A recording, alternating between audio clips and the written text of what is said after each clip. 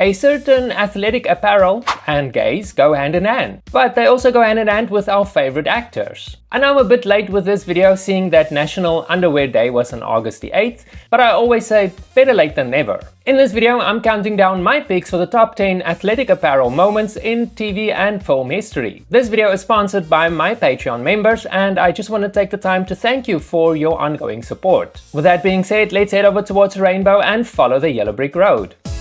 Follow the yellow brick road.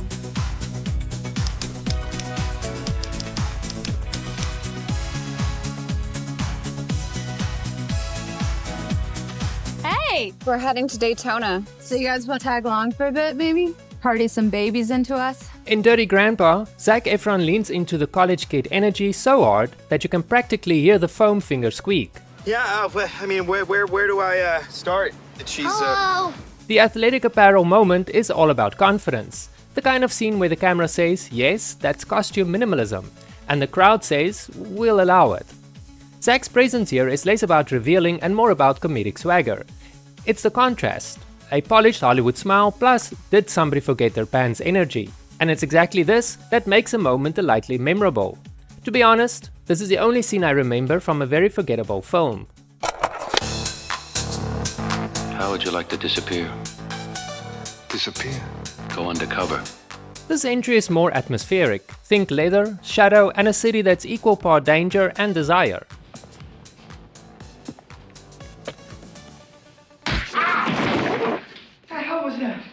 The athletic apparel here reads like a costume shorthand. Raw, a little punk, and absolutely anchored in the film's late-night subculture. It's not a big comedic reveal, it's more of a mood piece. Sometimes athletic apparel moments become iconic through context, the setting, the music, and attention. And the film Cruising supplies that in bucket loads.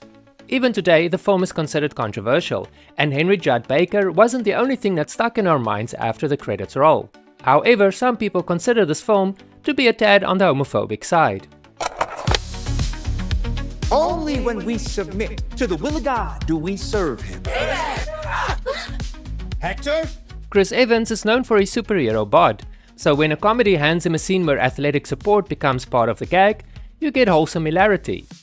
This moment leaked online recently and immediately went viral. It has now amassed over 14.1 million views.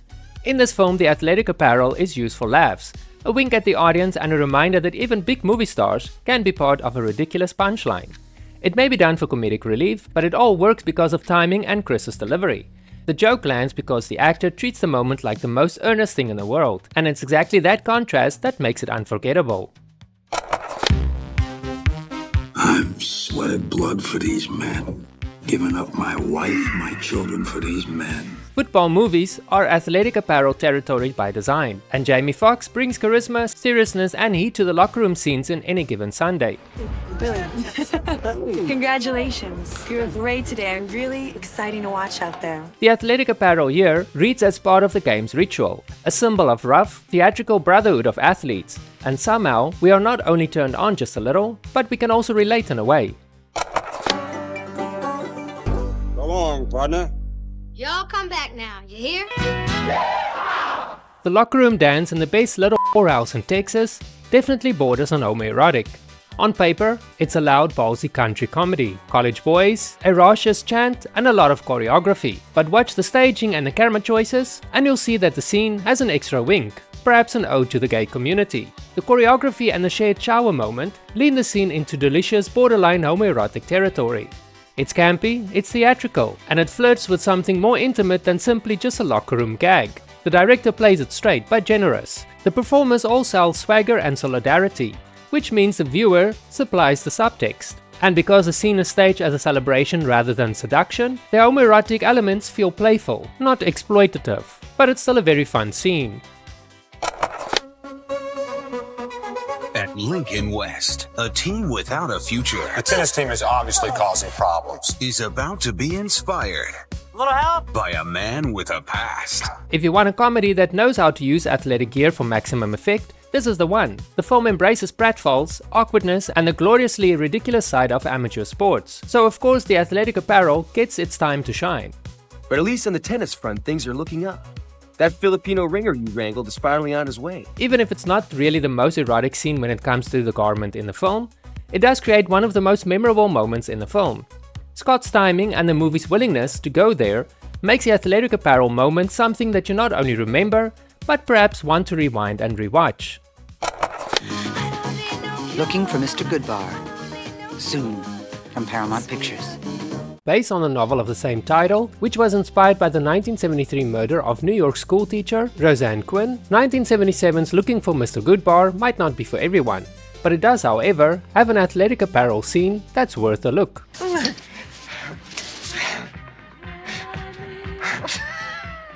Richard Gere's physicality reads like a language. The push-ups are showmanship, the grin is an invitation, and the apartment's tight frame feels almost claustrophobic. The garment becomes a focal point of vulnerability and flirtation. It's not playful though, but it's a bit intense, and that tension makes the scene linger in the viewer's head long after the credits roll.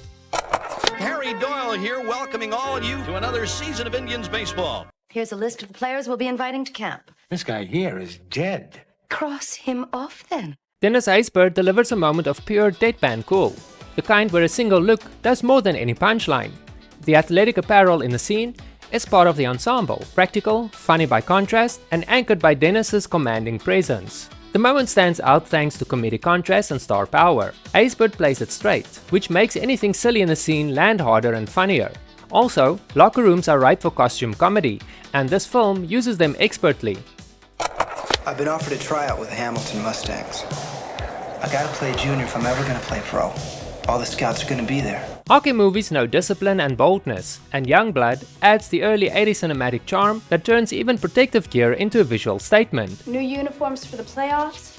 Nice. Rob Lowe's performance makes the scene feel like a throwback heartthrob moment with a dash of grit. With a combination of the era's aesthetics and a vulnerability beneath the bravado, Rob Lowe's athletic apparel becomes part of the film's visual shorthand for coming-of-age toughness, and the nostalgia factor is strong. Best time I got caught off? Pro Football Hall of Fame, 8th grade, I got caught behind the Jim Thorpe statue. I love Jim Thorpe! If there's a show built around the mythology of jocks, it's Blue Mountain State. The series leans into locker room culture, overblown party energy, and deliberately ridiculous athletic spectacle. And Alan's athletic presence absolutely owns those moments. It's a perfect blend of comedy, athleticism, and knowing wink. The show practically writes the scene to celebrate the jock aesthetic, and Alan Ritchson's portrayal gives the athletic apparel a kind of cult classic status. Fun, confident, and unapologetically loud. Have you seen the video where I show you male celebrities that ventured into adult entertainment? If not, click on the link that will be popping up in your screen in a moment. Thank you very much for taking the time to watch my video. It really means a lot to me that you took time out of your busy schedule to watch my videos. If you enjoyed it, give it a thumbs up. It helps with the algorithm so that other people like yourself that might enjoy my content can find me more easily on YouTube. If you haven't subscribed yet, please subscribe. Over 70% of viewers haven't subscribed yet. That's 70. It's the best way to support a content creator and the best way to stay up to date as soon as I post new stuff. Thank you very much, and I'll see you in the next video.